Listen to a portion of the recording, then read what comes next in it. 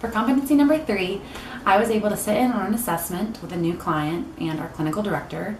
He performed the assessment, but I was given a blank sheet or assessment sheet in order to fill out my own notes, have my own thought process, and in the end, once the client left, we were able to compare our notes, see what we scored the same.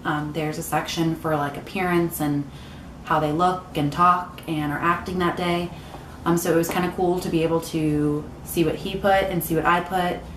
And if things were way off, he was able to give me some feedback on that. So for competency number 5, I kind of took it on a more micro level, individual based. And by doing this, I was advocating for my clients. So in our skills group, I find it super important to get input from clients on the activities they want to accomplish, what they expect to gain from this skills group, and how they want to accomplish it. So, for example, I took over a canteen group one day, and with this, I sat down with everyone and I wanted to advocate on their behalf for what they thought that they should sell, how much they should sell it for in order to gain a profit, and what they wanted to get at the grocery store. And this way I was able to take it back to their counselor, give the ideas to her so that they could have input on what they do in group.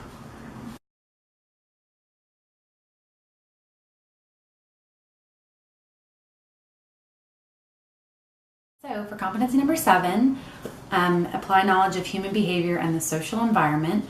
I kind of take from my competency 6 of gaining that research on client files and their diagnoses and history in order to observe them in their environment and their natural behaviors and how they interact with clients.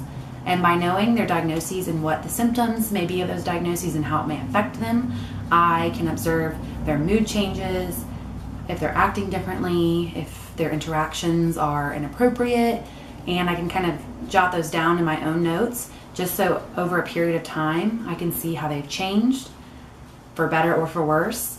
And especially when our field instructor is asking us if we observed anything, it's really important for her. She doesn't have 10 eyes, for us to be able to tell her any observations, that she can write that down so she can make note of it if it is her client or give it to another counselor.